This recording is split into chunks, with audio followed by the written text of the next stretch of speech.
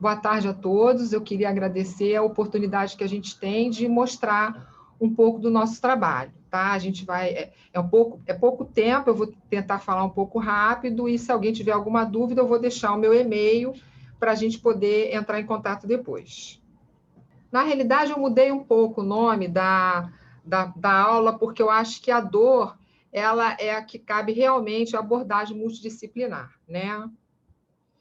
Inicialmente, para a gente falar de dor, a gente tem que falar do protocolo de dor que todo mundo usa, né? Então, no caso de uma dor leve, você vai usar o dipirona, anti-inflamatório. Na dor moderada, você vai ter que usar o dipirona, anti-inflamatório. Você vai usar, então, um não opioide ainda, codeína, tramal, que são opioides mais fracos. No caso da dor intensa, a gente vai ter que usar a morfina, a metadona, o fentanil. E no caso da dor refratária, que a gente vê muito mais em pacientes paliativos, não que não tenha doença falciforme paliativa, mas não é tão comum, né? A gente vê mais os doentes com câncer, com metástases, eles têm necessidade, então, até de procedimentos intervencionistas, como, por exemplo, se a pessoa tem um herpes zoster, que tem que fazer um bloqueio, ou então a pessoa que tem muita dor e que faz um bloqueio com morfina direto em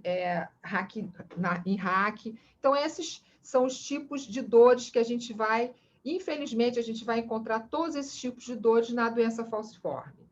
Acompanhando todos esses degraus, a gente tem os fármacos adjuvantes, antidepressivos, anticonvulsivantes, e aqui eu vou tentar mostrar algumas coisas que a gente vai fazendo ao longo do tempo, tentando minimizar essa dor.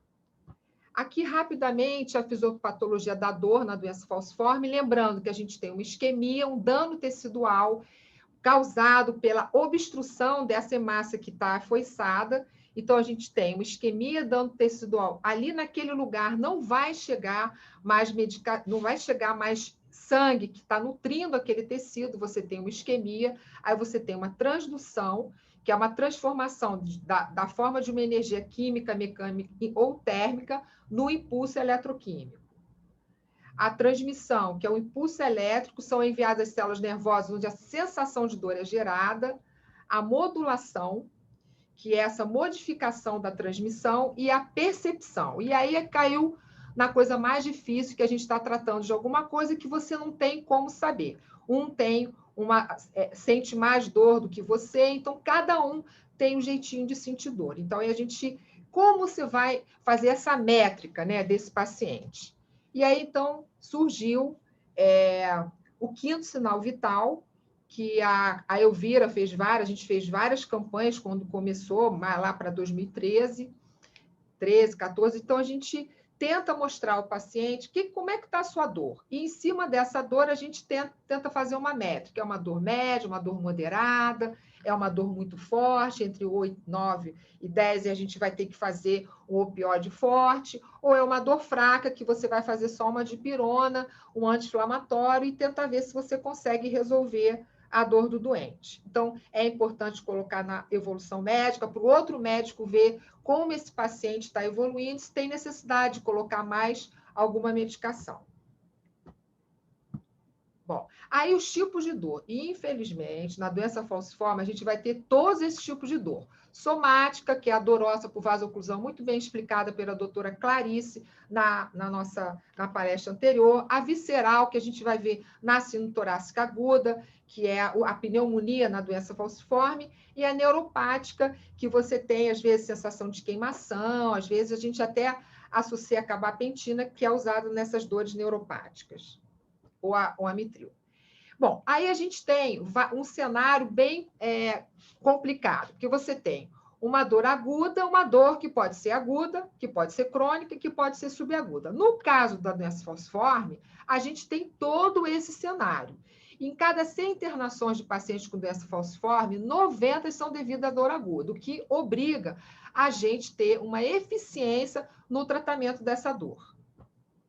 Aí complica a coisa, por quê? Nós temos que ter uma estratégia de tratamento. Por quê? Nós temos, primeiro, a desconfiança da intensidade, que todos os doentes falcêmicos reclamam, eu chego na emergência, ninguém dá atenção.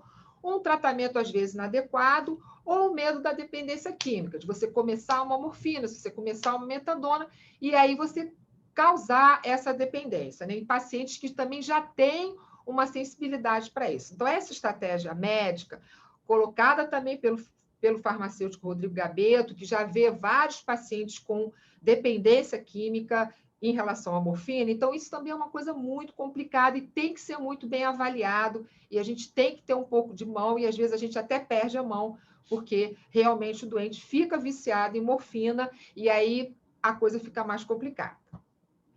Importante é você saber que você tem que ter os receptores da dor, eles têm que estar todos encaixados. Então, assim, quando você tem dor, você tem que fazer o remédio regular, né? Então, o medicamento para dor, você tem que ter o analgésico, ele tem que estar encaixando perfeitamente. Então, a dose tem que ser a mesma, você tem que manter o horário dessa medicação. Então, o encaixe perfeito para a analgesia perfeita. Ah, doutora, eu fiz uma dipirona e vim para a emergência. Como assim?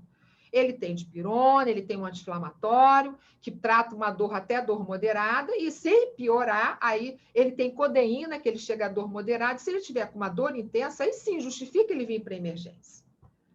Bom, aí a gente tem o nosso grande guru da dor na doença falciforme, que é o Dr. Samir Balas.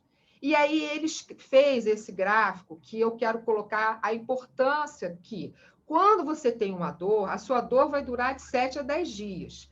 A gente pode trabalhar, no início, no tratamento da dor domiciliar, que a doutora Clarice colocou, nós temos uma ponta do iceberg, porque a dor domiciliar, se você trata bem essa dor, você vai evitar que esse doente venha para a emergência. Então, o doente tem 2 a 3 dias que ele começa a sentir dor, ele vai ter uma dor aguda, que certamente ele está chegando nesse platô na emergência, e quando você dá alta, o doente tem que manter o uso regular da medicação, pelo menos 3 dias depois, que você vê aqui, ó, de 8 a 10 dias. E a gente precisa de algumas ferramentas no controle da dor, no sentido do tratamento domiciliar. Quando a gente está ali falando em que eu preciso tratar aquela ponta do iceberg, o doente que começa a vir para a emergência, se eu tratar melhor ele em casa, ele não vem para a emergência. Então, uma ferramenta que a gente desenvolveu ao longo dos anos foi a carteirinha da dor.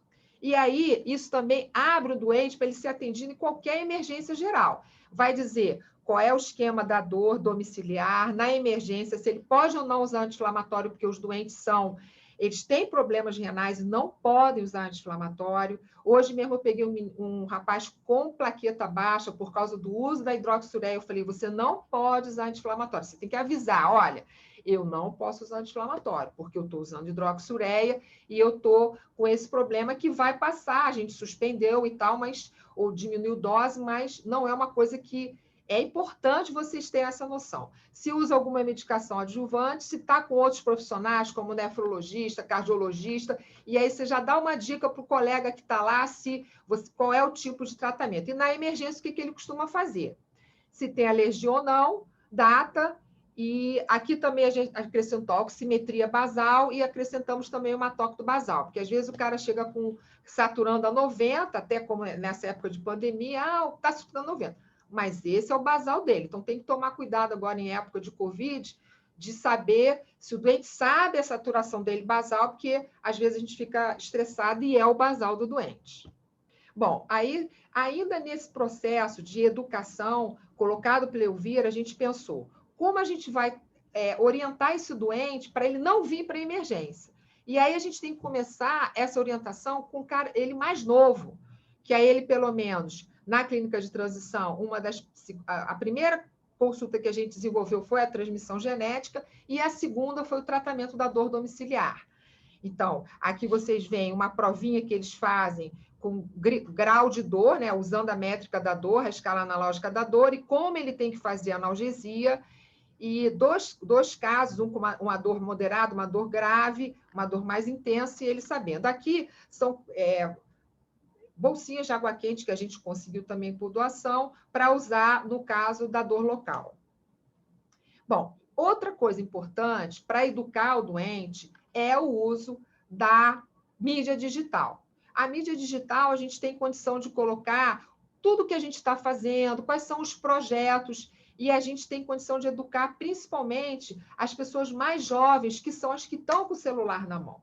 Né? Então, esse pessoal que está chegando na clinicação, que está começando a assumir o seu tratamento, é importante, então, a gente usar essa ferramenta, e eu peço que vocês, se tem algum paciente que não acompanhe, que acompanhe as nossas mídias, o Face, o Instagram, que é nosso grande objetivo é educar o paciente. Próximo.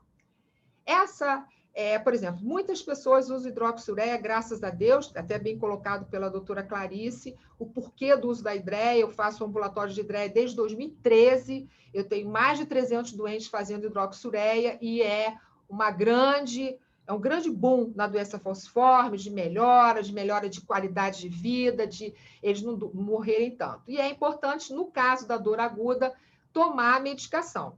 Tomar a dose que você faz, mas não deixa de tomar. Existem já estudos mostrando que ela pode ajudar você na dor aguda.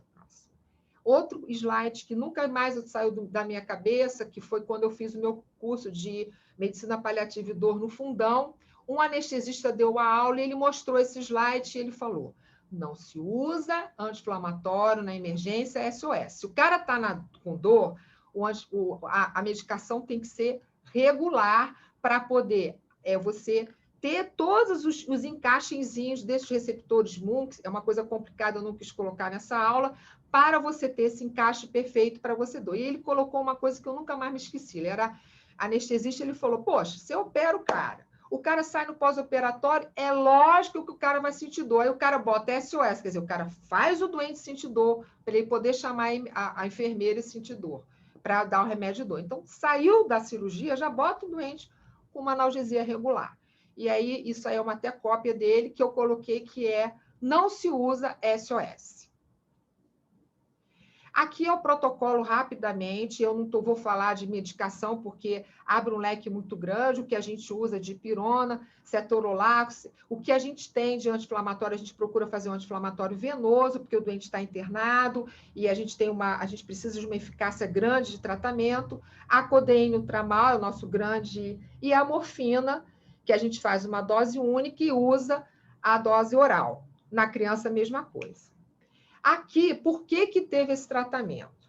Em 2010, a gente tinha um grupo de 30 pacientes que não saíam da emergência. Então, mostrava que a gente estava fazendo alguma coisa errada. Na época, o Flávio era chefe, e ele falava: não é possível. Esses mesmos doentes estão aqui, 30. E eles vinham toda semana tomar morfina. Aí nós falamos assim: não, vamos mudar um pouco o tratamento, vamos fazer a morfina em bomba, que de repente os caras vêm, tomam a bomba e vão embora. E aí, o que fizeram? Eles aumentaram. No plantão seguinte, estavam todos eles sonolentos, todos eles profundos. E aí a gente começou, a Joene e a Jéssica, na época: bom, então a gente vamos fazer uma dose venosa e vamos fazer uma dose oral. Mas aí a gente começou, a gente saiu da cabeça, quer dizer, saiu da cabeça, a gente procurou colocar na prática e ver se dava certo. Então, a gente pegou 127 pacientes e 162 pacientes. Repare, na nossa emergência, a gente precisa de eficiência de tratamento, porque a gente tem um fluxo muito grande, a gente tem mais de 700 pacientes por mês de atendimento. Então, o tempo de permanência, você vê, no protocolo de 2010, é o protocolo azul. Vocês veem que menor do que 24 horas era pouca gente, 24 a 48 horas e mais de 48 horas. Repare que o protocolo que a gente começou a fazer em 2011, com a primeira dose venosa e a dose oral, vocês reparem que o tempo de permanência diminuiu. Então, em 2011, a gente tinha 79 pacientes saindo em menos que 24 horas, o que é importante, mostrando uma eficiência analgésica. Próximo. Aqui a redução da escala nas primeiras 24 horas. Então, repara, se você tem um doente com menos de 24 horas, você está tratando melhor esse doente com uma eficiência maior. Repare que o nosso protocolo em 2011, você tem 50% dos pacientes indo embora antes de 24 horas. Próximo. Conclusão. Esse trabalho, ele mostra uma eficiência analgésica de você fazer uma dose venosa e manter com dose oral, apesar dos doentes não gostarem, mas inclusive, a gente publicou, para quem quiser olhar, eu coloquei a referência bibliográfica embaixo, para vocês terem que nós temos um embasamento que a gente viu que a gente está tratando bem. Então, isso dá maior confusão, eu quero minha morfina venosa, mas a gente já teve uma outra vivência, que seriam esses 30 pacientes, mostrando que também não é eficiente fazer só a morfina venosa. A dose resgate de morfina a gente usa também. Às vezes o doente está com morfina oral e ele está sentindo dor, e a gente usa a dose resgate, o que obriga que a gente, no dia seguinte, aumente a dose dele na morfina oral, mostrando que a gente tem que botar um pouquinho mais de morfina, que a percepção é diferente de cada um. Aqui eu botei alguns opioides fraco e forte, mas todo mundo sabe, a gente usa codeína, tramal, a morfina, a fentanil, metadona, mas a nossa conhecida é a morfina, e a metadona a gente usa menos em emergência. Os efeitos colaterais, lógico, são medicações fortes e têm efeitos colaterais. Tem a constipação, tem náusea e vômito, que a gente vê em metadona. Por exemplo, se você tem um paciente tomando metadona, ele começa a nausear, ele está começando a ficar impregnado, e é importante você diminuir essa dose. Sonolência e sedação, a gente vê, cansa de ver em doente com morfina, ele começa a afundar, e aí a gente sabe que ele começa a estar começando a sentir mal, hipotensão arterial e depressão respiratória. Já tivemos pacientes que foram para o tubo, sim, por um excesso de morfina. Isso já aconteceu. E a dependência física e química, psíquica, que é a grande dificuldade que a gente tem. Próximo. A consulta de enfermagem. Quem toma codeína e tramal, isso também é uma outra... Quem toma codeína direitinho, tem prisão de ventre, não tem jeito. Então, geralmente, assim, você tem que prescrever a codeína e já dar um remédio para a constipação. A gente não vê isso tanto em doença falciforme, mas doente paliativo você vê isso bem característico. Então, a gente desenvolveu também na consulta da enfermagem, no kit do autocuidado, um folder de opioides feito pela Karen. A Karen fez para a gente algumas dicas alimentares para esse paciente que está usando opioide em uso crônico. O que não fazer? Nós não usamos dolantina. Dolantina não é usado, ela não tem efeito teto, ela tem problema de síndrome de abstinência, então, no hemorrio, não usamos dolantina. Isso tem que ficar bem claro. Adjuvantes, então, anticonvulsivante, antidepressivo, a terapia de troca, às vezes o doente está com muita dor, a gente tem que fazer mão da terapia de troca, sim. E aí, esses procedimentos, a gente vai colocando algumas coisas que a gente faz. Aqui é um trabalho que está acabando de ser aprovado pela Comissão Científica do Hospital, que é o uso do PET de lidocaína na dor da necrose séptica da cabeça do fêmur. São dores importantes, dores localizadas, dores sofridas, porque o tratamento real é uma cirurgia e eles têm dificuldade de ter essa cirurgia porque eles estão na fila do INTO. Então, esse PET a gente conseguiu por doação, né? Então, a Clarice, que é reumatologista, que é plantonista, conseguiu algumas, e a gente colocou, e é um PET que fica durante 12 horas e possibilita que o doente ande, que o doente... Não é um PET para usar à noite, mas dá uma qualidade de vida melhor. Não é um tratamento, mas é uma coisa importante para ser usada. Se você... esse paciente chegou de muleta. Na outra consulta, ele chegou andando. Não, doutora, pelo menos quando eu sei que eu vou andar muito, eu uso o PET, porque aí eu tenho uma qualidade, consigo chegar ao final do dia sem tanta dor.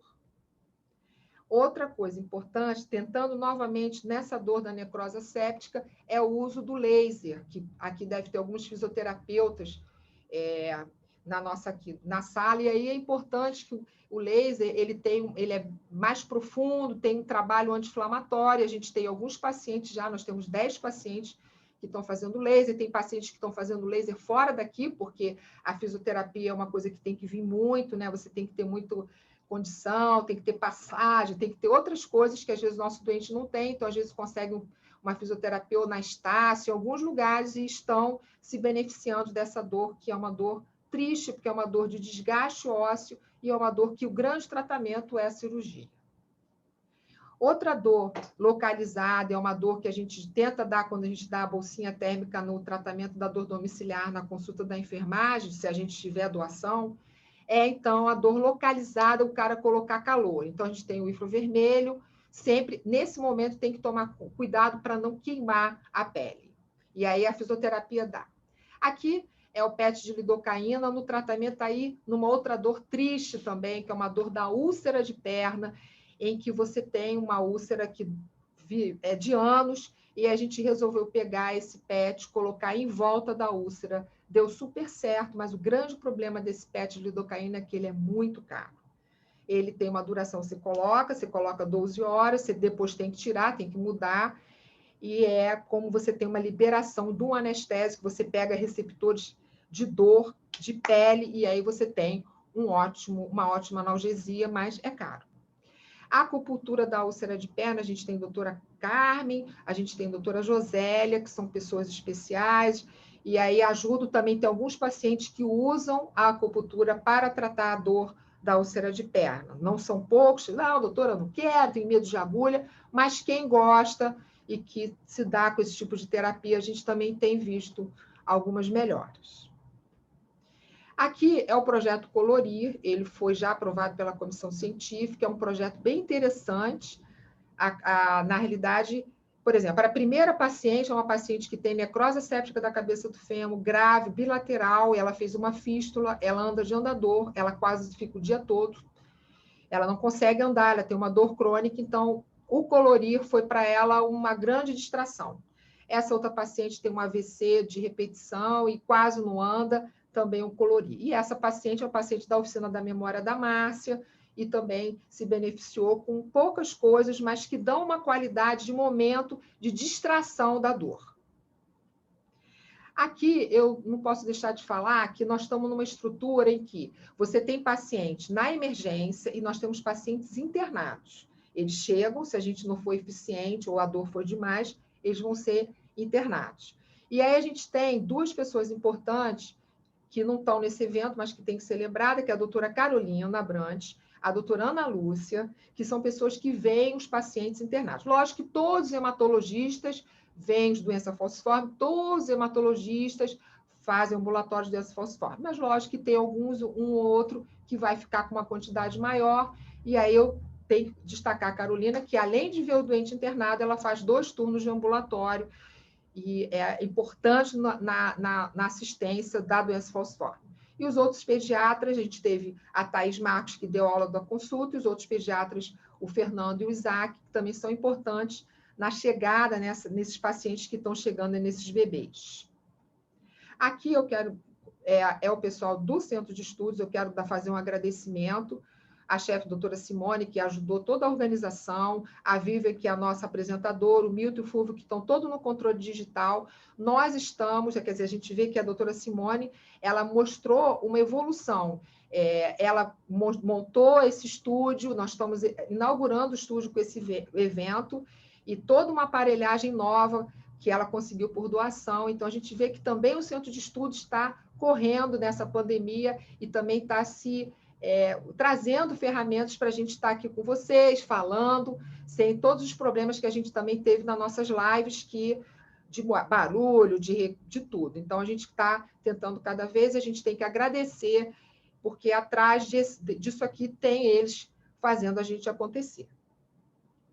Bom, aqui então tem o nosso site, o nosso Facebook, aqui então a doença falciforme, isso aqui é o que tem do lado na nossa esquise. Eu agradeço a todos e até o próximo.